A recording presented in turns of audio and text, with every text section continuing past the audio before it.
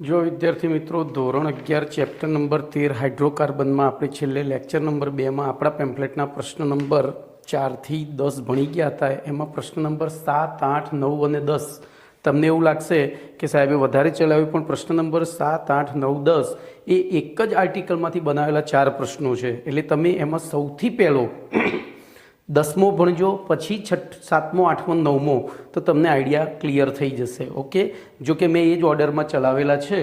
હવે આજે lecture number 3માં પ્રશ્ન નંબર 11થી આગળ વધીએ તો પ્રશ્ન નંબર 11નું વિધાન છે,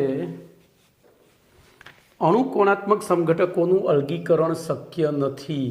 અણુકોણાત્મક સમઘટકોનું અલગીકરણ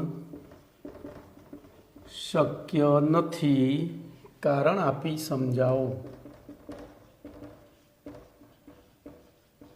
બોલો. તો હવે આના જવાબમાં તમે ડિટેલમાં લખવું હોય તો લખાય, શોર્ટમાં લખવું હોય તો લખાય, બરોબર. તો બોલો આનું કારણ શું હોઈ શકે? તો એના માટે આપણે ઇથેનના તો બ્યુટેનના લઈ લઈએ. ચલો, ઇથેનના તો આપ્યા છે, પણ બ્યુટેન. તો અણુકોણાત્મક સમઘટકોનું અલગીકરણ શક્ય નથી એ બાબત નીચે પ્રમાણે બ્યુટેન હું ચોપડી પ્રમાણે જઉં, ઇથેનના અણુકોણાત્મક સમઘટકો બોલો કેટલા શક્ય છે? તો સ્ટેગર્ડ એટલે સાંત્રિત, અને પેલું ગુજરાતી યાદ નહીં રહેતું મને, ઇંગ્લિશમાં તો ઇક્લિપ્સ્ડ. બોલો એને ગ્રસિત અથવા ગ્રહિત, એક મિનિટ હું જોઈ લઉં. ગ્રસ્ત ઇંગ્લિશ યાદ ના રહે, પણ ગુજરાતી યાદ ના રહે. તો આ બે અણુકોણાત્મક સમઘટકો શક્ય છે, બરોબર. ઇથેનના બે અણુકોણાત્મક સમઘટકો અનુક્રમે સ્ટેગર્ડ અને ઇક્લિપ્સ્ડ શક્ય છે, જેમની ઉર્જાનો તફાવત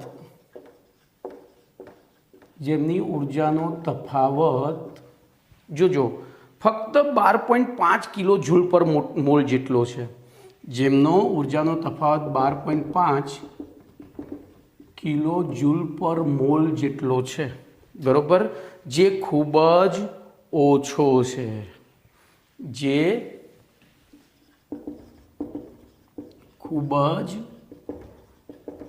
છે, હવે આ ઓછો છે તો શું થાય આનાથી? તો આથી ઇથેનના જથ્થામાં અણુઓના, હવે ઇથેન વાયુ છે, તો અણુઓના અસ્તવ્યસ્ત ભ્રમણ દરમિયાન, અસ્તવ્યસ્ત વાયુ હોય એટલે આપણે ભણી ગયા છીએ ચોથા પાઠમાં કે વાયુઓ અસ્તવ્યસ્ત ગતિ કરતા હોય, તો અસ્તવ્યસ્ત ભ્રમણ દરમિયાન તે એકબીજા સાથે અથડાય ત્યારે, અથવા તો દરમિયાન તેમની અથડામણોના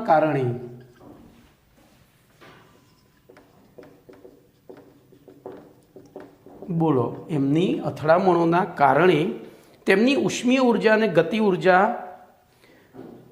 પ્રાપ્ત કરે છે. કારણે તે અણુઓ ઉષ્મીય ઉર્જા અને ગતિ ઉર્જા પ્રાપ્ત કરે છે. આ ઉર્જાનું મૂલ્ય 12.5 કિલો જૂલ પર મોલ કરતાં વધારે હોય છે. જોજો, એમની જે અણુકોણાત્મક સમઘટકો છે એમની ઉર્જા આટલી જ છે તફાવત. જ્યારે ઇથેનના અણુમાં જ્યારે અણુ અસ્તવ્યસ્ત ગતિ કરતા હોય એટલે એ અસ્તવ્યસ્ત ગતિના કારણે એમની ગતિ ઉર્જા અને ઉષ્મીય ઉર્જા જે ઉત્પન્ન થાય છે, એ ઉષ્મીય ઉર્જા અને ગતિ ઉર્જાનું મૂલ્ય 12.5 કિલો જૂલ પર મોલ કરતાં વધારે હોય છે. એટલે શું થાય? આથી સ્ટેગર્ડનું, હવે ધ્યાન રાખજો, આ બેમાંથી કોની ઉષ્મીય ઉર્જા વધારે હોય? સ્ટેગર્ડની કે ઇક્લિપ્સની? તો ઇક્લિપ્સની. શેની વધારે હોય? ઇક્લિપ્સની. કેમ? તો સ્ટેગર વધારે જ થાય છે. જેટલો વધારે થાય એટલી ઉર્જા ઓછી. આથી સ્ટેગર્ડનું ઇક્લિપ્સમાં રૂપાંતરણ થઈ જાય છે, બરોબર. અને આના કારણે આથી આપણે તેમનું અલગીકરણ કરી શકતા નથી. આટલું જ લખવાનું છે. આથી તેમનું હવે જો અહીંયા મેં જે લખ્યું ને સ્ટેગર્ડનું ઇક્લિપ્સમાં રૂપાંતરણ, એ વસ્તુ એનાથી ઉલટી એ થાય. ઇક્લિપ્સનું સ્ટેગર્ડમાં પણ રૂપાંતરણ થાય. કેમ ખબર છે ભાઈ? તો આ જે ઉષ્મીય ઉર્જા પેદા થાય છે, દાખલા તરીકે આ બે અણુ છે, આને અથડાયો, ધારો કે આ સ્ટેગર્ડ હતો, અરે ઇક્લિપ્સ હતો, અને આ સ્ટેગર્ડ હતો, બરોબર. આ અથડાયો એટલે એની ઉર્જા એને આપી, પોતાની ઉર્જા આને આપી, તો આની ઉર્જા ઓછી હતી, વધી તો શેમાં રૂપાંતરિત થયો? ઇક્લિપ્સમાં. અને આની ઘટી તો એ શેમાં રૂપાંતરિત થયો? સ્ટેગર્ડમાં. આમ એમનું સતત એકબીજામાં આંતર પરિવર્તન ચાલુ હોય છે. આથી બોલો અણુકોણાત્મક સમઘટકોનું અલગીકરણ કરી શકાતું નથી. કમ્પ્લેટ. આ સમઘટકોની ઉર્જાનો તફાવત નહીવત હોવાથી તેમનું આપણે અલગીકરણ કરી શકતા નથી. ચલો એના પછી 12મો પ્રશ્ન.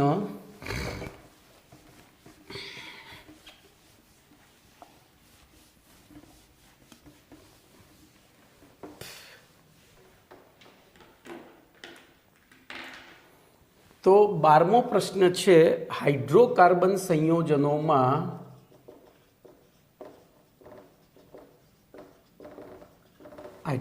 સંયોજનોમાં કાર્બન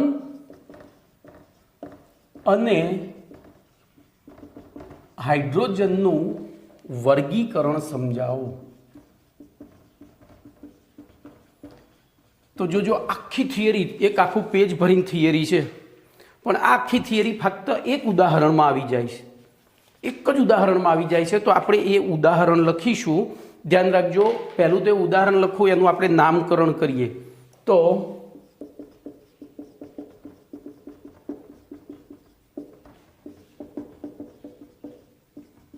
બોલો આનું નામકરણ કરો. તો આનું નામકરણ કરો, બોલો. તો આમાં બીજો કોઈ જ સમૂહ છે નહીં, એટલે આપણે લાંબામાં લાંબી મમ્મી પસંદ કરી લીધી, બરોબર. હવે નંબર આપવાનો થાય તો અહીંથી 1 2 3 4, અહીંથી આપણે 1 2 3 એટલે 2 3. તો બોલો નામ શું થશે? 2 2 3 trimethyl. Total carbon 5, pentane. 2 2 3 trimethyl pentane, બરોબર. હું ફરીથી બંધારણ દોરું છું, થોડું મોટું દોરીશ એટલે તમને સરળતા રહે. CH3 CH2 CHC. બોલો આવડું આપણે બંધારણ દોર્યું. હવે આમાં હું ચોપડી પ્રમાણે, પેમ્પલેટ પ્રમાણે જઈશ એટલે તમને વાંચવામાં તકલીફ ન પડે. તમે ગમે તે નંબર આપી શકો. અહીંથી નંબર આપો 1 2 3 4 5. ચલો એક કામ કરીએ, આપણે પહેલા નંબર અહીંથી જ આપીએ. તો અહીંયા આપણે ABCD એવા નંબર આપીએ છીએ. તો અહીંયા જો મેં રેન્ડમ નંબર આપેલા છે અંદર પેમ્પલેટમાં, પણ હું અહીંયા જુદા જ નંબર આપું છું. બોલો P Q R S T, પછી U V અને W. કમ્પ્લીટ. તો ધ્યાનથી જોજો. બોલો આમાં આ P, પછી W, પછી V, પછી U અને T, આ જુઓ. તો આ બધા કાર્બન કેવા કાર્બન છે? આ બધા કાર્બન કેવા કાર્બન છે? હું અહીંયા રાઉન્ડ કરું છું. T એટલે જો પહેલેથી શરૂ કરીએ P, પછી W, પછી V, પછી U અને પછી T. બોલો આ બધા કાર્બન કેવા છે? તો આ બધા અન્ય એક જ કાર્બન સાથે જોડાયેલા છે. જો આનું થિયરી નથી ચલાવતો, તમારો કન્સેપ્ટ ક્લિયર કરું છું, જોડાયેલા છે. ચલો એવી રીતે S કાર્બન કયા પ્રકારનું છે? S કાર્બન તો તે અન્ય બે કાર્બન સાથે જોડાયેલો છે. ચલો R કાર્બન કયા પ્રકારનું છે? જુઓ તો એસ અન્ય બે સાથે ટી અને આર સાથે, એના આર તો એસ ક્યુ અને યુ સાથે, તો તે અન્ય 3 કાર્બન સાથે જોડાયેલો છે, અને ક્યુ કાર્બન તો તે અન્ય 4 કાર્બન સાથે જોડાયેલો છે. બસ પ્રશ્ન પૂરો તમારો. તો સૌથી પહેલા આપણે પરિચય લખીશું. તો હાઇડ્રોકાર્બન સંયોજનમાં વિવિધ કાર્બન પરમાણુ અન્ય કેટલા કાર્બન પરમાણુ સાથે જોડાયેલા છે, અન્ય કેટલા કાર્બન પરમાણુ સાથે જોડાયેલા છે તેના આધારે તેમનું અનુક્રમે પ્રાથમિક, દ્વિતીયક, તૃતીયક અને ચતુર્થક. ધ્યાન રાખજો, હું પરિચય લખું છું, પરિચયમાં જ આખા પ્રશ્નનો જવાબ આવી જાય છે. તો હાઇડ્રોકાર્બન સંયોજનોમાં આવેલા વિવિધ કાર્બન પરમાણુ અન્ય કેટલા કાર્બન પરમાણુ સાથે જોડાયેલા છે તે કાર્બન પરમાણુની સંખ્યાના આધારે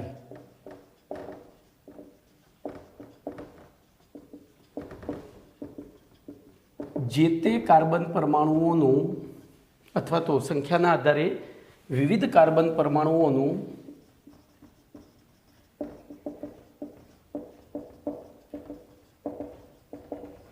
અનુક્રમે પ્રાથમિક એટલે 10, પછી દ્વિતીયક એટલે 20, પછી તૃતીયક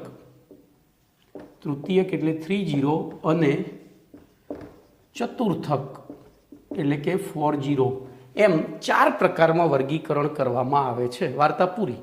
તમે આટલું લખ્યું હોય, આગળ કોઈ વાંચવાવાળો રહે જ નહીં, પછી એને ખબર પડી જાય કે આ છોકરાએ બહુ સરસ લખ્યું છે.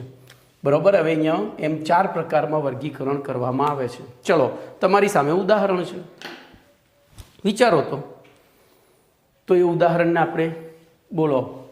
આ PWVUT અન્ય કેટલા કાર્બન સાથે જોડાયેલા છે? તો અન્ય એક જ કાર્બન સાથે જોડાયેલા છે, અન્ય એક જ કાર્બન સાથે, તો એને કહેવાય 10. તો આ બધા 10 એટલે કે પ્રાથમિક પ્રકારના કાર્બન થયા. જેને મેં રાઉન્ડમાં દોર્યા છે એ બધા પ્રાથમિક પ્રકારના થયા. જેને ત્રિકોણમાં દોર્યો, ચલો આપણે બધી જ આકૃતિઓ લઈ લઈએ એટલે ખબર પડે. ગોળ આવી ગયું, ત્રિકોણ આવી ગયું, ચોરસ આવી ગયું. હવે સ્ટાર દોરીશ. બરોબર. ચલો, તો બોલો, પહેલી વ્યાખ્યા આવડી ગઈ. તો કાર્બનિક સંયોજનમાં, હાઇડ્રોકાર્બન સંયોજનમાં જે કાર્બન પરમાણુ અન્ય એક જ કાર્બન પરમાણુ સાથે જોડાયેલો હોય તેવા કાર્બન પરમાણુને પ્રાથમિક કાર્બન પરમાણુ કહે છે. બરોબર. અને આવા કાર્બન પરમાણુ હંમેશા કાર્બન શૃંખલાના છેડે આવેલા હોય. જો આ છેડે છે, આ છેડે છે, આમથી આમ વિચારીને તો આ છેડો જ થાય. આ એક કાર્બન શૃંખલા તો થઈ જ ને. એવી રીતે આ પણ છેડો થયો, આ પણ છેડો થયો. આવા કાર્બન પરમાણુ હંમેશા કાર્બન શૃંખલાના છેડે આવેલા હોય છે. એટલે કે છેડે આવેલા કાર્બન જે હોય એ બધા જ કેવા ગણાય? પ્રાથમિક. ચલો, એના પછી બોલો, દ્વિતીયકની વ્યાખ્યા હવે મારે લખવાની રહી. તો હાઇડ્રોકાર્બન સંયોજનમાં જે કાર્બન પરમાણુ અન્ય 2 કાર્બન સાથે જોડાયેલા હોય તેમને દ્વિતીયક કાર્બન કહે છે. એવી રીતે 3 સાથે જોડાયેલો હોય તૃતીયક, અને 4 સાથે જોડાયેલો હોય ચતુર્થક. પતી ગયું. આમાં છેડે વચ્ચે લખવાની જરૂર નથી. આ બધા વચ્ચે જ આવેલા હોય કાર્બન શૃંખલામાં. બરોબર. એ બધા ખાલી પ્રાથમિક જ છેડે આવેલો હોય છે. ચલો, હવે વાત કરીએ તો હાઇડ્રોજન પરમાણુનું. જો આ કાર્બનનું વર્ગીકરણ પતી ગયું. હવે હાઇડ્રોજન પરમાણુનું વર્ગીકરણ. તો એમાં આમાં જ જવાબ છે. બોલો, H પરમાણુનું વર્ગીકરણ. તો એના 3 પ્રકાર પડે. એના કેટલા પ્રકાર પડે? 3. કયા 3? તો 10H. બોલો, જે હાઇડ્રોજન 10C સાથે જોડાયેલો હોય, બરોબર. પ્રાથમિક હાઇડ્રોજન કોને કહેવાય? તો જે હાઇડ્રોજન પ્રાથમિક કાર્બન સાથે જોડાયેલો હોય એ બધા પ્રાથમિક. બોલો, એના દ્વિતીયક હાઇડ્રોજન કોને કહેવાય? તો જે હાઇડ્રોજન દ્વિતીયક કાર્બન સાથે જોડાયેલો હોય. એવી રીતે તૃતીયક કોને કહેવાય? તો જે હાઇડ્રોજન તૃતીયક કાર્બન સાથે જોડાયેલો. એના ચતુર્થક હાઇડ્રોજન કોને કહેવાય? તો જે હાઇડ્રોજન ચતુર્થક કાર્બન સાથે જોડાયેલો હોય. પણ આ શક્ય નથી, કારણ કે ચતુર્થક કાર્બન હોય એટલે કે જે કાર્બન સાથે અન્ય 4 કાર્બન જોડાયેલા હોય ત્યાં હાઇડ્રોજન જોડાઈ શકે નહીં, તો આ શક્ય નથી. પતી ગયું? બોલો કમ્પ્લીટ. તો અહીંયા તમારી આ થિયરી પૂરી થઈ ગઈ. હવે તમારે પછી લખવાનું કે આ પહેલી બધી વ્યાખ્યાઓ લખી દેવાની. પ્રાથમિક કાર્બન, દ્વિતીયક કાર્બન, તૃતીયક કાર્બન, ચતુર્થક કાર્બન. એના પછી લખવાનું હાઇડ્રોજનનું વર્ગીકરણ. તો હાઇડ્રોજનનું વર્ગીકરણમાં લખાય કે હાઇડ્રોકાર્બન સંયોજનમાં હાઇડ્રોજન પરમાણુ જે પ્રકારના કાર્બન પરમાણુ સાથે જોડાયેલા હોય તેના આધારે એનું પણ 3 વિભાગમાં વર્ગીકરણ થાય છે.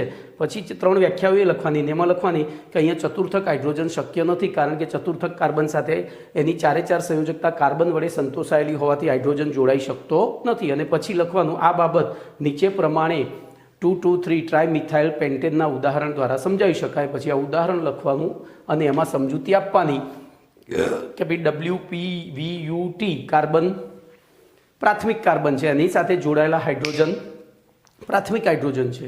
એવી રીતે S દ્વિતીયક કાર્બન છે, એની સાથે જોડાયેલા હાઇડ્રોજન દ્વિતીયક છે. એના R તૃતીયક કાર્બન છે, એની સાથે જોડાયેલો હાઇડ્રોજન તૃતીયક છે. અને Q ચતુર્થક કાર્બન છે, તેની સાથે હાઇડ્રોજન છે નહીં, એટલે કે ચતુર્થક હાઇડ્રોજન શક્ય નથી. થિયરી પૂરી.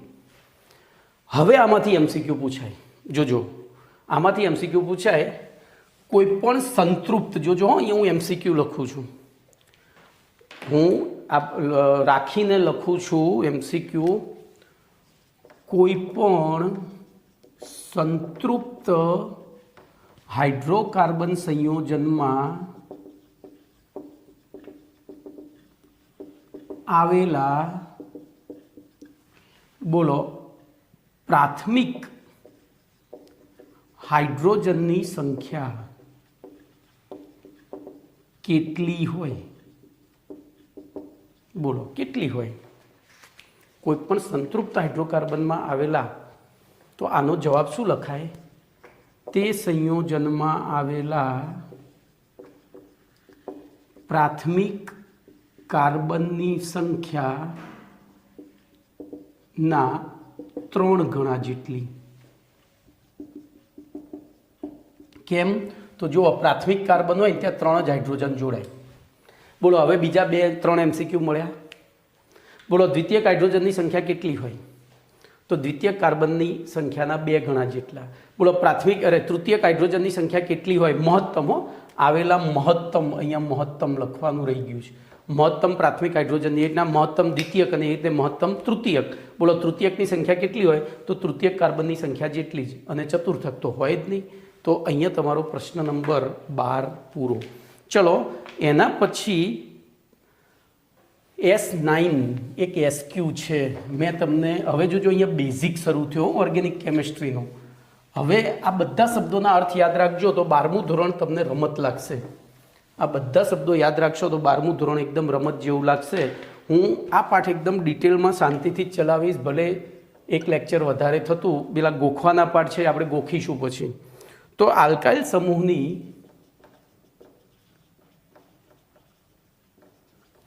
સમૂહની વ્યાખ્યા અને તેનું સૂત્ર જણાવો. તો ધ્યાન રાખજો, આનો જવાબ હું તમને જુદી રીતે આપીશ. જોજો, આલ્કાઇલ સમૂહ કીધો છે તો અહીંયા ધ્યાન રાખજો, CnH2n+2 સામાન્ય સૂત્રનું પાલન કરતા હોય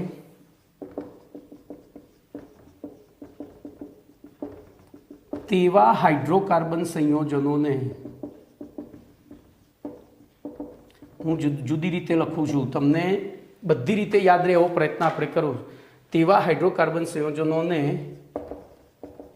આલ્કેન કહે છે. શું કહે છે? આલ્કેન. દાખલા તરીકે બોલો શું કહીશું? તો CH4 મિથેન, CH3CH2 અરે CH3 ઇથેન, પછી CH3CH2CH3 પ્રોપેન, પછી CH3CH2CH2CH2 બ્યુટેન, અરે સોરી 3, પછી CH3CH અને CH3, તો આને આઇસોબ્યુટેન. પણ પાછળ તો N જ લાગ્યો. જુઓ શું લાગ્યો? Alk plus N, alk plus N, તો બધામાં N જ લાગ્યો. Meth plus N, eth plus N, prop plus N, but plus N, isobut plus N. પરંતુ ધ્યાન રાખજો, CnH2n પ્લસ 1 સામાન્ય સૂત્રનું પાલન કરતા હોય અને અહીંયા લખવાનું રહી ગયું હોય અને તેમાં બધા જ કાર્બન પરમાણુ વચ્ચે એકલ બંધ હોય. બરોબર, આપણે થોડું એ અહીંયા હું લખી દઉં છું, એ લખવાનું, અને તેમાં બધા જ કાર્બન કાર્બન બંધ, શોર્ટમાં લખ્યું, એકલ બંધ હોય તેવા, જોજો એ અસંતૃપ્ત થયા તેવા સંયોજનોને આલ્કાઇલ સમૂહ કહે છે. એમને સંયોજનો નથી કહેવાતા, એ સંયોજન નથી, તેવા ઘટકોને, ધ્યાન રાખજો અહીંયા સંયોજનો, કારણ કે સ્થાયી નથી. આવા ઘટકોને કેમ સ્થાયી નથી ભાઈ? તો એમને જેટલા હાઇડ્રોજન જોઈએ છે એટલા મળ્યા નથી, તો એ મેળવવા માટે તત્પર હોય, તો એવા ઘટકોને આલ્કાઇલ સમૂહ કહે છે.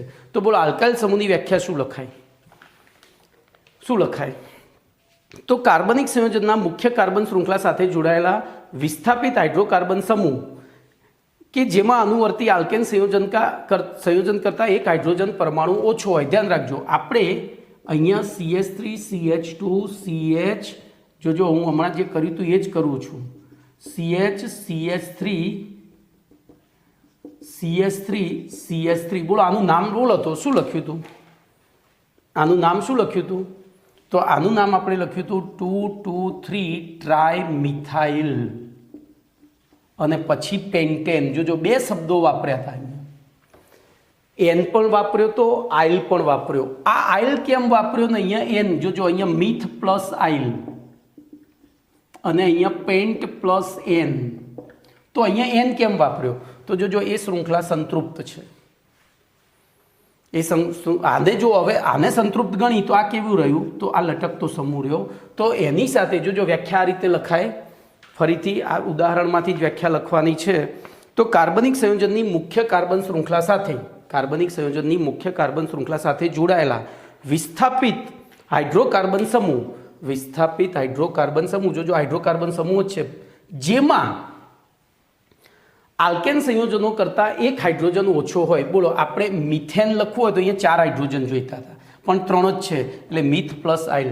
તો જેમાં, એટલે કે કાર્બનિક સંયોજનની મુખ્ય કાર્બન શૃંખલા સાથે જોડાયેલા હાઇડ્રોકાર્બન સમૂહ કે જેમાં, બોલો શું છે, જેમાં અનુવર્તી આલ્કેન સંયોજન કરતાં એક હાઇડ્રોજન ઓછો જોડાયેલો હોય તો એને શું કહે છે? આલ્કાઇલ સમૂહ કહે છે. વિસ્થાપિત હાઇડ્રોકાર્બન સમૂહને આલ્કાઇલ સમૂહ કહે છે. દાખલા તરીકે મિથાઇલ, અહીંયા જો CH2 CH3 હોય તો ઇથાઇલ, એવી રીતે પ્રોપાઇલ, બ્યુટાઇલ વગેરે. કમ્પ્લેટ. જેનું સામાન્ય સૂત્ર CnH2n+1 છે. ચલો હવે એનાથી એક સ્ટેપ આગળ લઈ જઉં છું જે ચોપડીમાં નથી, જે ચોપડીમાં નથી. બોલો આલ્કિલિન, જોજો હું કાળી પેનથી લખું છું. આલ્કિલિન સમૂહ એટલે શું? આલ્કિલિન સમૂહ એટલે શું? બોલો. તો ધ્યાન રાખજો, આપણે એક બંધારણ લખીએ, CH3 CH2 CH CH2Cl CH3. બોલો આનું IUPAC નામ લખો શું લખાય? બે રીતે નામ લખાય. એક તો ક્લોરોમિથાઇલ, તો 2 ક્લોરોમિથાઇલ,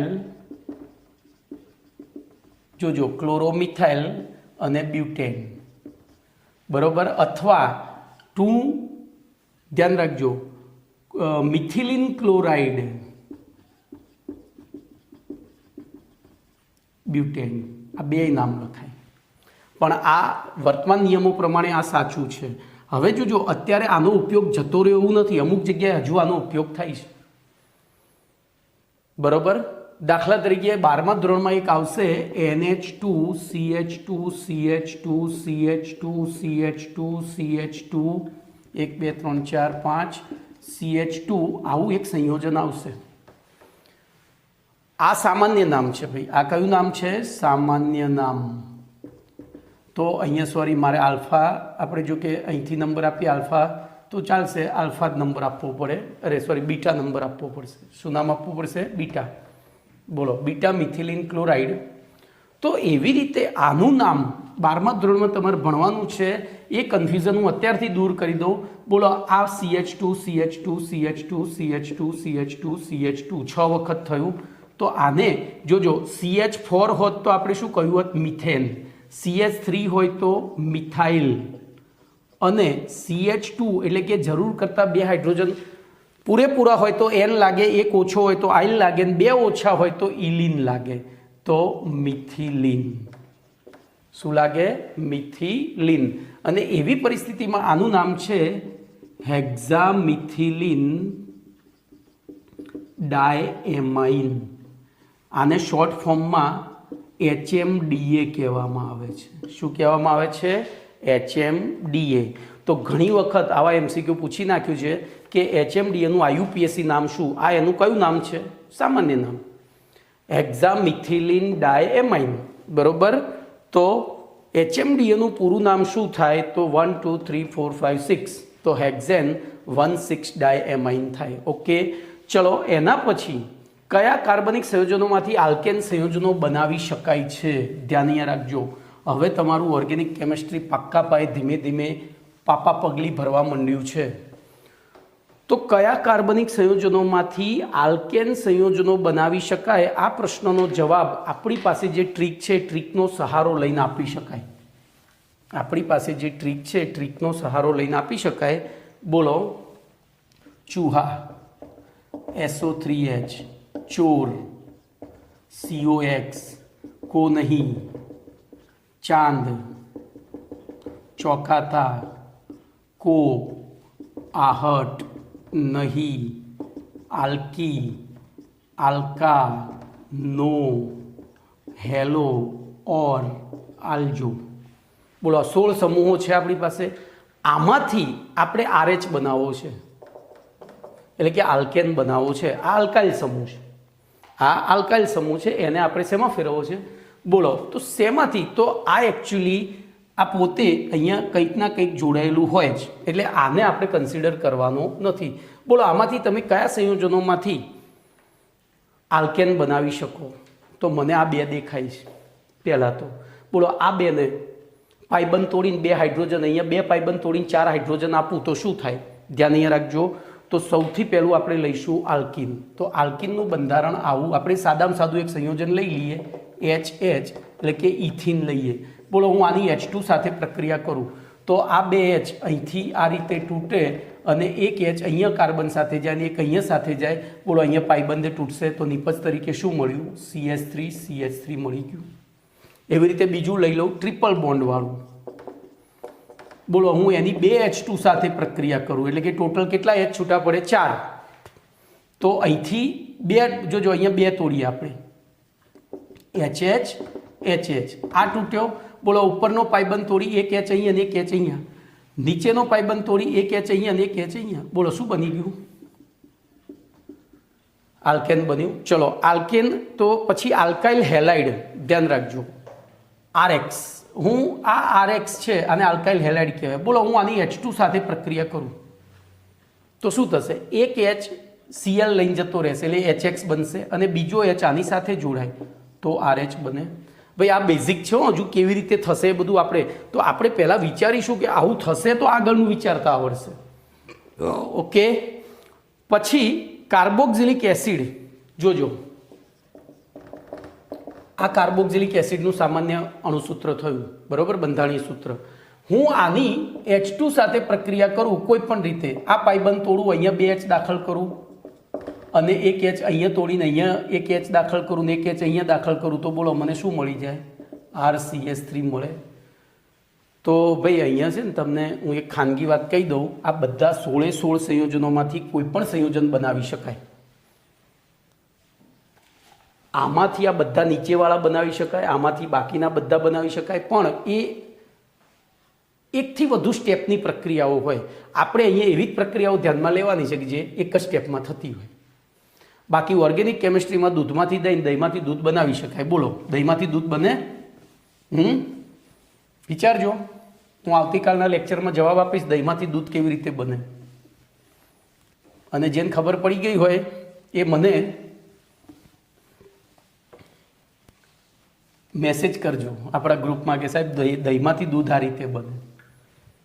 કહી દઉં દહીંમાંથી દૂધ કઈ રીતે બને. જોજો, દૂધમાંથી દહીં બનાવવા માટે આપણે એની અંદર મેળવણ નાખીએ છીએ એટલે બીજા દિવસે સરસ દહીં બની જાય છે.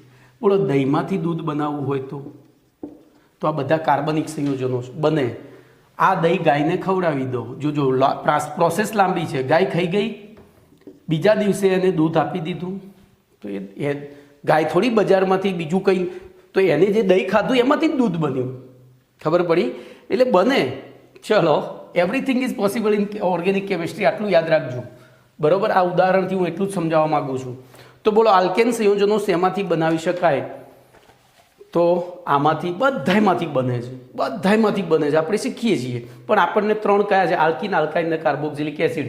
આલ્કોહોલમાંથી એ બને, હેલાઇડમાંથી એ બને, બરાબર. આમાંથી બનાવે તો એ બને, કીટોનમાંથી એ, આલ્ડીહાઇડમાંથી એ બને, સાયનાઇડમાંથી, બધાયમાંથી બને.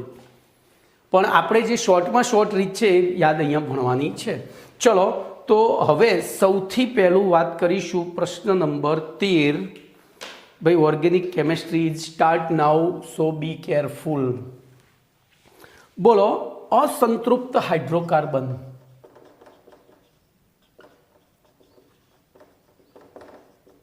અસંતૃપ્ત હાઇડ્રોકાર્બન એટલે કે આલ્કિન અને આલ્કાઇન, આ બંનેને અસંતૃપ્ત, આ બે જણા, આ બેને જોજો, એ માત્ર કાર્બન ને હાઇડ્રોજનના જ બનેલા છે, પણ એમાં પૂરતા પ્રમાણમાં હાઇડ્રોજન નથી મળ્યા એટલે એક અને બે દ્વિબંધ બનેલા છે.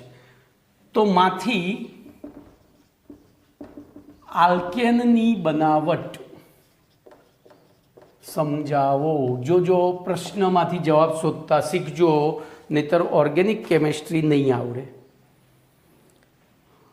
તમારે અહીંયા અસંતૃપ્ત હાઇડ્રોકાર્બન એટલે આપણને પહેલું ઉદાહરણ લઈ લઈએ આલ્કિન, ધ્યાન રાખજો. બીજું ઉદાહરણ લઈ લઈએ આલ્કાઇન, બરોબર. પહેલું ઉદાહરણ લઈ લઈએ આલ્કાઇન એટલે અહીંયા સાદામાં સાદા ઉદાહરણ લેવાના. તો આલ્કિનમાં આપણે લઈશું CH2 ડબલ બોન્ડ CH2, આલ્કાઇનમાં લઈશું CH ટ્રિપલ બોન્ડ CH. બોલો, આમાંથી મારે શું બનાવવું છે? આલ્કેન, એટલે કે એટલા જ કાર્બનવાળું આલ્કેન બનાવવું છે. શું કરવું જોઈએ? કોઈ મને કહેશે કોની સાથે પ્રક્રિયા કરવી જોઈએ? તો આ બેમાં તફાવત શું છે? તો અહીંયા પાઇબંધ છે, અહીંયા 2 પાઇબંધ છે, એની જગ્યાએ અહીંયા પાઇબંધ તૂટી અને બંને કાર્બન ઉપર એક જો અહીંયા 2 હાઇડ્રોજન હતા, અહીંયા 3 થયા. અહીંયા 1 હતા, એની જગ્યાએ 3 થયા. એનો મતલબ કે બંને કાર્બન ઉપર 2 હાઇડ્રોજન. તો ટૂંકમાં આપણે આની પ્રક્રિયા કરવી પડશે હાઇડ્રોજન સાથે. ધ્યાનથી સમજજો. હવે તો અહીંયા કેટલા હાઇડ્રોજન જોઈશે? 2. શું આ પ્રક્રિયા થઈ જશે? શું આ પ્રક્રિયા થઈ જશે? નહીં થાય. આપણે વિચારવું પડશે કેમ નહીં થાય. તો હાઇડ્રોજન એટલે દુનિયાનો સૌથી હલકો પદાર્થ. હાઇડ્રોજન એટલે દુનિયાનો સૌથી હલકો પદાર્થ. આપણે આ બંનેને પાત્રમાં ભરીશું. દાખલા તરીકે હું ઇથિન અને હાઇડ્રોજન લઉં તો શું થશે? એક તો બંને વાયુ છે, એટલે વાયુ હોય એટલે જે હલકો વાયુ હોય તો હાઇડ્રોજન ઉપર રહેશે, ઉપર હાઇડ્રોજન અને નીચે ઇથિન. બેની વચ્ચે સંપર્ક જ નહીં થાય. સંપર્ક જ નહીં થાય. તો જોજો, આ સંપર્ક કરવાનું કાર્ય કોણ કરશે? તો એના માટે આપણા દૈનિક જીવનની એક ઘટના તમને જોજો, તમે આ ઘટનાનો ભોગ બન્યા હશો ક્યાંક ના ક્યાંક, નાના હશો ત્યારે. બોલો, આપણા ઘરમાં આપણી બહેનના કે કોઈ મામાના કે એમના લગ્નમાં આપણે ગયા છીએ, કોઈ અંત્યજનના મેરેજમાં ગયા છીએ. એટલે જોજો, વડીલો બધા છે ને, મેરેજના આગળ પાછળના દિવસે બધા ખુરશી કે ખાટલા કે વોટેવર જે પણ સગવડ હોય એ નાખીને બેઠા હોય, વાતોના વડા ચાલતા હોય. અને આપણા જેવા શેંડોળિયા દોડમ દોડી કરતા હોય, રમતા હોય બધા. લેડીઝ ઘરમાં બેસીને વાતો કરતી હોય, કારણ કે રસોઈ તો કરવાની ન હોય, બધું કોન્ટ્રાક્ટ ઉપર આપેલું હોય. હવે ઇન બિટવીન જોજો, પેલા વડીલોને પાણી પીવું હોય, તરસ લાગી હોય તો શું કરે? વિચારો તો તમને બોલા, અહીંયા આપણે ના જઈએ, આપણે જઈએ એમ આપણે રમવું છે, એમને વાતો કરવી છે તો આપણે રમવું છે. પણ એમાં હોશિયાર વડીલો મારા જેવો તો શું કરે, ચોકલેટ બતાવે. હવે કેવડા મોટું જોજો, મેચ્યોર છોકરું હોય ને ત્યાં તો મેચ્યોર છોકરું આવી જાય, એની જવાબદારીનું ભાન હોય. પણ હું વાત કરી રહ્યો છું શેંડોળિયાની, અને આ છે કેમેસ્ટ્રી જગતનું શેંડોળિયું. 5-6 વર્ષનું છોકરાઓની વાત ચાલી રહી છે. તો 5-6 વર્ષના છોકરાને તમે બોલાવો તો એ નહીં આવે, રમવામાં મશગુલ હોય. પણ બોલો એને મારે તેમ છતાં બોલાવું શું કરવું પડે, તો ચોકલેટ લોલીપોપ બતાવવી પડે. હું લોલીપોપ બતાવું અહીંયા, આય બેટા લે લે લે, એમ ખાલી આય નહીં લે, એટલે પેલું દોડતું આવે. પછી શું કહીએ, જા પાણી ભરી આય પછી આપું. તો અહીંયા પણ આપણે એ સિદ્ધાંતનો ઉપયોગ કરવાનો છે.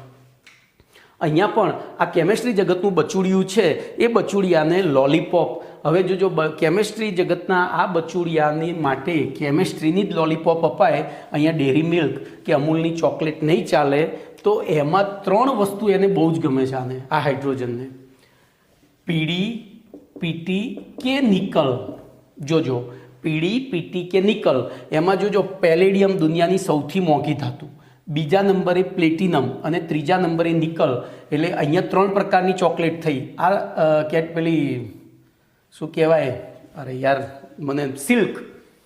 આ સિલ્ક થઈ ધારો કે, બરાબર. આ ડેરી મિલ્ક થઈ, સાદી ડેરી મિલ્ક. અને આ પેલી 2 રૂપિયાવાળી આવે છે ને એવી ચોકલેટ સાદી, એટલે આપણે એને ગણી લઈએ ટોફી થઈ ખાલી. બોલો શું થશે? તમે આ 3માંથી કઈ બતાવશો તો સૌથી વહેલું આવશે? છોકરું તો સિલ્ક બતાવો તો સૌથી પહેલું આવે, પણ સિલ્ક મોંઘી પડે, બરોબર. એટલે છોકરું દૂરથી જોઈને તો આવી જશે, પછી આ હોય તો આવી જાય. આ આપણને હવે જો દાખલા તરીકે આનાથી કામ લેવું હોય શું કરવું પડે? ટોફીથી કામ લેવું હોય તો શું કરવું પડે? છોકરાને બોલાવાય, એ ટોફી સાથે 1 રૂપિયો આલવો પડે, +1 રૂપિયો, પછી કહેવાય જ્યાં પાણી લઈ જાય. તો અહીંયા રૂપિયા તરીકે નિકલની સાથે આપણે ઉર્જા, આ ડેલ્ટા એટલે ઉર્જાની નિશાની છે. તો ફરીથી ધ્યાન રાખજો, આપણે પ્રક્રિયા કેવી રીતે કરવાની છે. ભાઈ આ બધું છે ને, હું વાર્તા એટલા માટે કહું છું કે તમને આ વાર્તાના થકી યાદ રહેશે. તો CH2 double bond CH2 + H2, પીડી, પીટી કે નિકલ. નિકલ વાપરીએ ત્યારે ડેલ્ટા એટલે કે ઉષ્મા વાપરવી પડે. આ 3માંથી કોઈ પણ વાપરી શકો, પણ જનરલી શું વપરાય છે? આ 3 ચોકલેટો છે. આ ડેરી મિલ્ક સિલ્ક છે, આ સાદી ડેરી મિલ્ક છે અથવા તો 5 સ્ટાર છે, અને આ પેલી ટોફી છે. ટોફી ખાઓ ખુદ જાન જાઓ એવી 2 રૂપિયાવાળી. તો એવી પરિસ્થિતિમાં આપણે આની સાથે ઉર્જા આપવી પડે. બોલો આ શેંડોળિયું દોડતું આવ્યું તો ધ્યાન રાખજો. હવે અહીંયા ઇથિન હતો, ઉપર પાત્રમાં H2 હતો. બોલો અહીંયા પીડી, પીટી કે નિકલ નાખ્યું તો આ શેંડોળિયું દોડતું આવ્યું તેની પ્રક્રિયા થઈ તો આ પાઇબંધ તૂટ્યો, અને અહીંથી 2 H, 1 H અહીંયા અને 1 H અહીંયા જતો રહ્યો. બોલો શું બની ગયું? કમ્પ્લેટ. ચલો એના પછી જોઈએ, એના પછી આપણે બીજું લઈએ, CH3 આલ્કાઇન લઈએ. તો CH double bond CH + HH. આમાં HHના 2 અણુ લેવા પડે વધારે, કારણ કે 2 જણાને પાણી પીવું છે. તો એમાં પણ પીડી, પીટી કે નિકલ જ લઈશું. પીડી, પીટી કે નિકલ જ લઈશું. ખબર પડી? એટલે 2 ટેણિયા. હવે આપણે અહીંયા 2 ચોકલેટો વાપરવી પડે, તો 2 ટેણિયા દોડતા આવશે. બંનેને 1-1 ચોકલેટ આપી બંને જણા 1-1 ગ્લાસ પાણી લેતા આવશે. 1 ગ્લાસ આને પીવડાવશે, 1 ગ્લાસ આને પીવડાવશે. બોલો શું બનશે? આ તરસ્યા છે. ખબર પડી? અસંતૃપ્ત એટલે તરસ્યાની નિશાની. અહીંયા એક જ શેંડોળિયું આવશે. બોલો ક્લિયર? તો H2 2H. તો આ થયો તમારો આલ્કાઇન અસંતૃપ્ત હાઇડ્રોકાર્બન સંયોજનોમાંથી. તો હવે એની જો મેં તમને કન્સેપ્ટ ક્લિયર કર્યો, લખવાનું કઈ રીતે, તો આમાંથી જોઈને જ લખવાનું છે. આટલું જ યાદ રાખો, તમને આખી થિયરી યાદ રહેશે. તો આલ્કિન અને આલ્કાઇન એટલે કે અસંતૃપ્ત હાઇડ્રોકાર્બન સંયોજનોની નિકલ, પેલેડિયમ કે પ્લેટિનમ. જો મેં ઊંધો ક્રમ લખ્યો છે, નિકલ, પેલેડિયમ કે પ્લેટિનમ.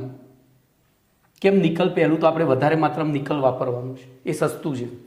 તો નિકલ, પેલેડિયમ કે પ્લેટિનમ ધાતુના સૂક્ષ્મ બારીક પાવડરની હાજરીમાં હાઇડ્રોજન વાયુ સાથે પ્રક્રિયા કરતા યોક્સિલ, આને યોક્સિલ પ્રક્રિયા કહેવાય. આગળના પાઠમાં આવી ગયું પ્રક્રિયાઓના પ્રકાર. તો આ યોક્સિલ પ્રક્રિયા થઈ, 2માંથી એક જ નિપજ મળી. જો અહીંયા CH2 ડબલ બોન્ડ CH2 અને H2 હતું, આ બાજુ એક જ નિપજ મળી. એટલે કે પાઇબંધ તૂટી અને સંતૃપ્ત નિપજ મળતી હોય તો તેને યોક્સિલ નિપજ કહેવાય. તો યોક્સિલ પ્રક્રિયા થઈ અનુવર્તી આલ્કેન સંયોજન પ્રાપ્ત થાય છે. આ પ્રક્રિયાને આલ્કિન અને આલ્કાઇનની, બોલો આ પ્રક્રિયાને નામ અપાય. તો આમાં આલ્કિન અને આલ્કાઇનમાં શું દાખલ થયું? હાઇડ્રોજન. તો એને હાઇડ્રોજિનેશન પ્રક્રિયા અથવા તો રિડક્શન પ્રક્રિયા પણ કહે છે. શું કહે છે? હાઇડ્રોજિનેશન અથવા હાઇડ્રોજનીકરણ ગુજરાતીમાં, અથવા રિડક્શન પ્રક્રિયા પણ. હાઇડ્રોજન દાખલ થવાની પ્રક્રિયા એટલે રિડક્શન. રેડોક્સમાં ભણી ગયા આપણે. કમ્પ્લીટ. ચલો ઓકે. હવે આ બે ઉદાહરણ લખી દેવાના. હવે એની ક્રિયાવિધિ, આ થયું કઈ રીતે, તો આમાંથી જ લખવાનું છે. બોલો, આ પ્રક્રિયામાં નિકલ, પેલેડિયમ કે પ્લેટિનમ ધાતુની સપાટી ઉપર હાઇડ્રોજન વાયુનું અધિશોષણ થાય છે. જે હાઇડ્રોજન, ધ્યાન ફરીથી, અહીંયા પીડીપીટી કે નિકલનો ટુકડો નાખ્યો છે, અહીંયા આલ્કિન છે કે આલ્કાઇન છે. બોલો, હાઇડ્રોજન ઉપર હતો, એ હાઇડ્રોજનનું આની સપાટી ઉપર અધિશોષણ થયું. હવે આ અધિશોષણ એટલે શું? 12મા ધોરણના 5મા પાઠમાં આપણે ભણવાનું છે. અધિશોષણ થયું એટલે એની અંદરનો HH બંધ અહીંયા શોષાયા પછી આ HH બંધ તૂટે. તો HH બંધ તૂટે એટલે મુક્ત થયો. મુક્ત, આ બે મુક્ત મૂલકો પેદા થયા. તો મુક્ત મૂલકો સક્રિય હોય. સક્રિય હોય એ આ આલ્કિનની અંદર જે બંધ હતો એને તોડી, આ બંને તોડીને એક અહીંયા ને એક અહીંયા, બોલો, નિપજ તરીકે શું બની ગયું? CH3 પતી ગયું. આટલું લખવાનું છે, આટલું જ લખવાનું છે. Okay, complete. હવે આ પ્રક્રિયામાં પેલેડિયમ અને પ્લેટિનમ ધાતુ ઓરડાના તાપમાને, જો આ મોંઘી છે એટલે સરળતાથી પ્રક્રિયા કરે, એટલે ભાઈ એ હું તમને સમજાવવા માટે, એટલે કે ત્યાં દઉં છું. આ મોંઘી ચોકલેટ હોય એટલે પેલો હાઇડ્રોજન દોડતો આવીને કામ કરશે, એટલે કે ઓરડાના તાપમાને જ પ્રક્રિયા થશે. આ પ્રમાણમાં સસ્તી છે ભાઈ, એવું નહીં લખવાનું, આપણી સમજ માટે છે. તો આ સસ્તી છે એટલે એની સાથે એને થોડી ઉર્જા પણ આપવી પડશે. તો લખીશું, આ પ્રક્રિયામાં પેલેડિયમ અને પ્લેટિનમ ધાતુ ઓરડાના તાપમાને આ પ્રક્રિયાનું ઉદ્દીપન કરે છે, જ્યારે નિકલ ઓરડાના તાપમાને આ પ્રક્રિયાનું ઉદ્દીપન કરી શકતી નથી. એટલે જ્યારે આપણે નિકલ વાપરીએ ત્યારે ત્યાં ઉષ્મા આપવી પડે. એટલે કે ઉદ્દીપક તરીકે નિકલનો ઉપયોગ કરવામાં આવે ત્યારે આ પ્રક્રિયા ઊંચા તાપમાને અને દબાણે કરવામાં આવે છે. કમ્પ્લીટ. તો આ થઈ ગયું અસંતૃપ્ત હાઇડ્રોકાર્બનમાંથી આલ્કિન. ચલો, એના પછી આલ્કાઇલ હેલાઇડમાંથી આલ્કેન. 14મો પ્રશ્ન. આલ્કાઇલ હેલાઇડમાંથી આલ્કેન. તો આલ્કાઇલ હેલાઇડ એટલે, તો હું સીધું જ લખીશ, અહીંયા ધ્યાન રાખજો, સીધો તમને પ્રશ્ન યાદ રહે ને એ સ્વરૂપે લખું. તો પ્રશ્ન નંબર 14, આલ્કાઇલ હેલાઇડ જેનું સૂત્ર RX થાય, માંથી આલ્કેન જેનું સૂત્ર RH થાય. બરોબર? ની બનાવટ સમજાવો. બોલો, ચલો શું કરીશું? વિચારો તો શું કરીશું? સોચો. તો હવે વિચારવાનું રહ્યું. તો હું અહીંયા ઉદાહરણ આ જ લઈશ, CH3X, અને એમાંથી મારે બનાવવું છે CH3H. એટલે કે જોજો, અહીંયા બરાબર કરીશ તો ડબલ બોન્ડ લાગશે H. આ રીતે. કમ્પ્લીટ. બોલો, જોજો, આમાં પણ દૈનિક જીવનનું એક ઉદાહરણ છે. દૈનિક જીવન પ્રમાણે જશો તો કશું અઘરું નહીં લાગે. ધારો કે અમદાવાદથી બરોડા એક બસ જઈ રહી છે. એ બસની અંદર એક ખુર્રાટ ગુંડો, આમ દેખાય, જોઈને ખબર પડે કે આ ગુંડો છે. એ બેઠો છે, બસની બારીની સીટ લઈને બેઠો છે. રસ્તામાંથી એક બેન ચડ્યા. હવે એ બેનના ખભા ઉપર, એટલે કે એમની ખોળામાં કે ખભા ઉપર 2 થી 3 મહિનાનું બાળક, તાજું જન્મેલું નવજાત બાળક હતું. બોલો શું થશે? આખી બસ પેક ભરેલી હતી, ક્યાંય જગ્યા હતી નહીં, અને દરવાજાની પહેલી જ સીટમાં ગુંડો બેઠેલો હતો. બોલો શું થશે? સૌથી પહેલી નજર એ બેન ઉપર કોની પડશે? પેલા ગુંડાની. પણ જોજો, દરેક માણસમાં રામ વસેલો હોય છે. ગમે તેવો ગુંડો હોય ને તો પણ આવા કેસમાં એ તરત ઊભો થઈને જગ્યા આપશે. કેમ? તો પેલું બાળક નવજાત છે. તો અહીંયા પણ આ ગુંડા છે કેમેસ્ટ્રી જગતના. ફૂલકલી બહાર આવી, સૌથી વધુ વિદ્યુત ઋણ તત્વો કેમેસ્ટ્રી જગતના ગુંડા છે. બોલો, આ ગુંડાનું મન પીગળાવવું હોય અને કેમેસ્ટ્રી જગતનું બચુડિયું દાખલ કરવું હોય તો અહીંયા બચુડિયું 2-5 વર્ષનું હશે તો નહીં ચાલે. અહીંયા બચુડિયું 2-5 વર્ષનું હશે તો નહીં ચાલે. આપણે એની સામે જન્મ્યું હોય એટલે કે એને ખબર પડે કે તાજું જન્મેલું છે તો એ જગ્યા આપશે. તો તો તાજું જન્મેલું બચુડિયું કેવી રીતે પેદા કરવું, તો એના માટે Zn અને HCl વચ્ચે પ્રક્રિયા કરવામાં આવે. હવે તમે 8, 9, 10માં ભણી ગયા છો, ધાતુની એસિડ સાથે પ્રક્રિયા કરવામાં આવે ત્યારે હાઇડ્રોજન વાયુ પેદા થાય. ભણી ગયા છો? તો આ નવજાત હાઇડ્રોજન છે, તાજો જન્મેલો. ખબર પડી? આ નવજાત હાઇડ્રોજન છે, તાજો જન્મેલો. બોલો શું થશે? હવે તમે વિચારી શકો છો. ધારો કે પેલા બેનની પાસે ટ્વિન્સ બાળકો હોય તો પેલા બેન એ બેન આવ્યા છે, બસમાં ચડ્યા, એમની પાસે ટ્વિન્સ બાળકો હોય તો શું થશે? હવે ધ્યાન રાખજો. X. બોલો આ ZnHCl ની મદદથી H2 પેદા થયો. આના મદદથી અહીંયા આ નવજાત છે, નવજાત એટલે ટ્વિન્સ બાળકો છે. તો હવે શું કરશે આ ગુંડો? એ કહેશે બેન તમે બેસી જાઓ. એટલે એક બાળક બેનની જોડે જતું રહેશે, આ ક્યાં બેસી જશે, અને બીજું બાળક એ પોતે ઉપાડી તેડી લેશે. તો બોલો CH3H અને HX બની જશે. કારણ કે અહીંયા 2 બાળકો પેદા થાય છે, હાઇડ્રોજન એકલો પેદા ના થાય. કમ્પ્લેટ. તો એક બાળકને સીટમાં બેસાડશે, એ બેનને સીટ સાથે બેસાડી દેશે, અને બીજું બાળક એ પોતે તેડી લેશે. તો બોલો આપણને નિપજ તરીકે શું મળી ગયું? ખબર પડી? તો બોલો અહીંયા આપણે શું લખીશું? તો આમાં કંઈ લખવાનું છે નહીં, બહુ લાંબુ. તો આલ્કાઇલ હેલાઇડમાંથી આલ્કેન બનાવવા માટે આલ્કાઇલ ફ્લોરાઇડ. હવે જોજો અહીંયા એક જ ગુંડો એવો છે જે સૌથી ડેન્જર છે, ફ્લોરાઇડ. આ ફ્લોરાઇડ જગ્યા નહીં આપે, એ દાઉદ છે. એના મગજમાં કોઈ જ આમ પેલું રામ વસેલો નથી. બાકી નાના મોટા બધા જ ગુંડા આ બધું કામ કરે. તો કેમેસ્ટ્રી જગતનો મોટો ગુંડો ફ્લોરાઇડ સિવાયનું કોઈ પણ હેલોજન જો અહીંયા જોડાયેલું હોય અને એવા હેલાઇડની ZnHCl સાથે પ્રક્રિયા કરવામાં આવે તો ZnHClની પ્રક્રિયા દ્વારા ઉત્પન્ન થતો નવજાત હાઇડ્રોજન પેલા હેલોજનનું વિસ્થાપન કરી અને અનુવર્તી આલ્કેન આપે છે. કમ્પ્લીટ. તો જોઈએ, આલ્કાઇલ ફ્લોરાઇડ સિવાયના આલ્કાઇલ હેલાઇડ સંયોજનોની ઝીંક અને મંદ હાઇડ્રોક્લોરિક એસિડના મિશ્રણ સાથે પ્રક્રિયા કરવામાં આવે ત્યારે આલ્કાઇલ હેલાઇડનું હવે જોજો અહીંયા રિડક્શન થયું કહેવાય. કેમ? તો આલ્કાઇલ હેલાઇડમાં હેલોજન દૂર થયો, આપણે ત્યાં ભણી ગયા હતા 8મા પાઠમાં. વધુ વિદ્યુત ઋણ પરમાણુ દૂર થવાનું અથવા હાઇડ્રોજન દાખલ થવાની પ્રક્રિયાને શું કહેવાય? રિડક્શન. તો રિડક્શન થઈ અને અનુવર્તી આલ્કેન સંયોજન પ્રાપ્ત થાય છે. આ સંયોજનને આલ્કાઇલ હેલાઇડનું શું કહેવાય છે? બોલો. આલ્કાઇલ હેલાઇડની રિડક્શન પ્રક્રિયા કહે છે. બોલો કમ્પ્લીટ. હવે એક ઉદાહરણ લખી દેવાનું. પહેલું RXના સંદર્ભમાં લખવાનું. જોજો આપણે જે ઉદાહરણ નીચે લખ્યું છે ને એ તો બરાબર જ છે, પણ ઉપર સામાન્ય સૂત્રના સંદર્ભમાં લખવાનું. RX plus Zn plus HCl gives RH plus HX. ખબર પડી? આ રીતે લખવાનું. હવે Zn પ્લસ HCl છે ને એરોની ઉપર જ લખવાનું, એટલે એ પ્રક્રિયક તરીકે છે. ઓકે. અને એની પ્રક્રિયાથી ઉત્પન્ન થતો હાઇડ્રોજન અહીંયા લખવો પડે. સમજ્યા? ચલો, તો આ પહેલી રીત પતી ગઈ. હવે એટલે કે આલ્કાઇલ હેલાઇડમાંથી આલ્કેન બની ગયું.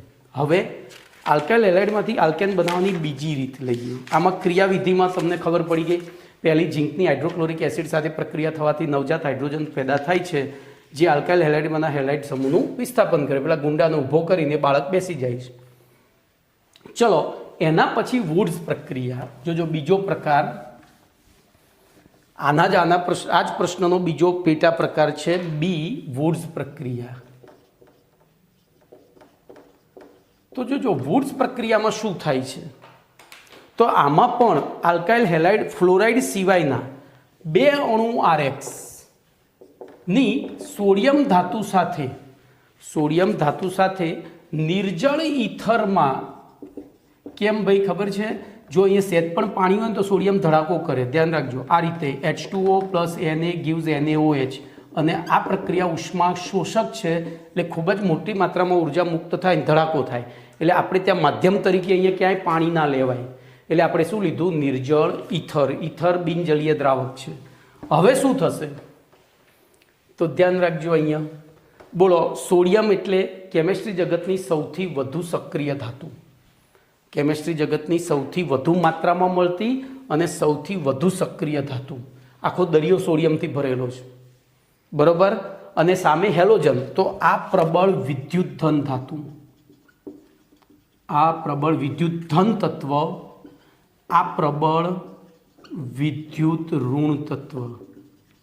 તો અહીંયા એ અઝરુદ્દીનની જેમ વર્તશે અથવા તો આમિર ખાનની જેમ વર્તશે. આમિર ખાન અથવા અઝરુદ્દીન. જો આ બંને, અઝરુદ્દીન ઇન્ડિયન ક્રિકેટનો કેપ્ટન હતો ને આમિર ખાન ફિલ્મ જગતનો એક નામચીન કહું, હું નામાંકિત નહીં કહું, નામચીન કહીશ, કારણ કે મારી દ્રષ્ટિએ અમુક કાર્યો જે ખોટા હોય એને હું નામાંકિત નથી કહેતો. તો નામચીન હીરો છે. બોલો, બંને એમની જિંદગીમાં શું કર્યું? તો પહેલાં લગ્ન કરેલા હતા એને છૂટાછેડા આપી અને નવા લગ્ન કર્યા. તો અહીંયા એ જ વસ્તુ થાય છે. બોલો, હેલોજને પહેલાં અહીંયા કાર્બન સાથે મેરેજ કરેલા હતા, પણ અહીંયા રૂપાળી સોડિયમ મળ્યો, ધોળો ધોળો સોડિયમ મળ્યું, એટલે આને છૂટાછેડા આપ્યા. અહીંયા હવે આ બે વપરાય છે, બંને બબ્બે વપરાય છે. તો એવી પરિસ્થિતિમાં શું થશે? 2 Na 2x સાથે જોડાઈ -2 NaX બનાવશે. અને હવે પેલા 2 R પડ્યા રહ્યા, તો એ 2 R જોડાઈ બમણા કાર્બનવાળું આલ્કેન બનાવે છે. દાખલા તરીકે હું અહીંયા લઉં તો CH3Cl વત્તા 2 Na, અહીંયા 2 લઈએ. બોલો, નિર્જળ ઈથર. હવે જો બાય પ્રોડક્ટ હોય ને અહીંયા નીચે લખવાની, તો 2 Na 2 Cl લઈ લીધા, તો -2 NaCl. બોલો, પડ્યું શું રહ્યું? 2 CH3. તો 2 CH3 જો આ રીતે એક ઇલેક્ટ્રોન આ રીતે પડ્યા રહેતા. અરે સોરી, જો હવે અહીંયા શું થશે ખબર છે? હું તમને પહેલી ક્રિયાવિધિ સમજાવું. આ પોતે ઇલેક્ટ્રોન આપવા તૈયાર છે એટલે અહીંયા સમવિભાજન થશે.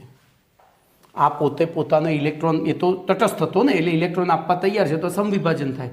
સમવિભાજન થાય એટલે અહીંયા એક ઇલેક્ટ્રોન પડ્યો રહ્યો હોય બંનેનો. હવે એ બે ભાગીદારી કરી અને શું કરે? તો બમણા કાર્બનવાળું આલ્કેન બનાવે છે. બોલો, કમ્પ્લેટ ખ્યાલ આવી ગયો? તો આમાં આપણે લખીશું કે ભેજમુક્ત શુષ્ક ઇથરીય માધ્યમમાં આલ્કાઇલ હેલાઇડની સોડિયમ ધાતુ સાથે પ્રક્રિયા કરવામાં આવે ત્યારે મૂળ આલ્કાઇલ હેલાઇડમાં આવેલા કાર્બન પરમાણુની સંખ્યા કરતાં બમણા કાર્બનવાળું આલ્કેન પ્રાપ્ત થાય છે. આ પ્રક્રિયાને વુડ્સ પ્રક્રિયા કહે છે. પછી આવા એક આ લખવાની પહેલી, પછી આવા 2 ઉદાહરણ CH3Cl ને પછી ઇથાઇલ ક્લોરાઇડે લઈ લેવાનું. હવે આ પ્રક્રિયાની એક ખાસિયત છે કે આમની અંદર આપણે બેકી કાર્બનવાળા જ આલ્કેન મેળવી શકીએ. જો એક કાર્બન લીધો હોય તો 2 મળે, 2 લીધા હોય તો 4 મળે, 3 લીધા હોય તો 6 મળે. એટલે એકી કાર્બનવાળું આલ્કેન બનાવી શકાતું નથી. હવે જો આની અંદર 2 જુદા જુદા, દાખલા તરીકે હું આ રીતે લઉં, જો આ બધું જીનિટ છે, આ બધું જીનિટ છે, ધ્યાન રાખજો, MCQમાં પૂછાય. બોલો, CH3Cl વત્તા CH3CH2Cl અને એની Na સાથે, આ બેના મિશ્રણની Na સાથે નિર્જળ ઇથરમાં પ્રક્રિયા કરીએ તો શું થાય? તો કેટલી નિપજો મળશે? જો આની સ્વયં વુડ્સ પ્રક્રિયાના દ્વારા CH3CH3, આની સ્વયં વુડ્સ પ્રક્રિયા દ્વારા તો CH3CH2CH2CH3, અને આ બંનેની મિશ્રિત વુડ્સ પ્રક્રિયા દ્વારા તો CH3CH2CH3. એટલે કે આપણને જુદા જુદા કાર્બન સંખ્યા ધરાવતા આલ્કેન સંયોજનોનું મિશ્રણ મળે છે. તો અહીંયા તમારો પ્રશ્ન નંબર 14 પૂરો, એની સાથે સાથે સમય પણ પૂરો. તો આટલે સુધી રાખું છું, બાકી નેક્સ્ટ લેક્ચરમાં.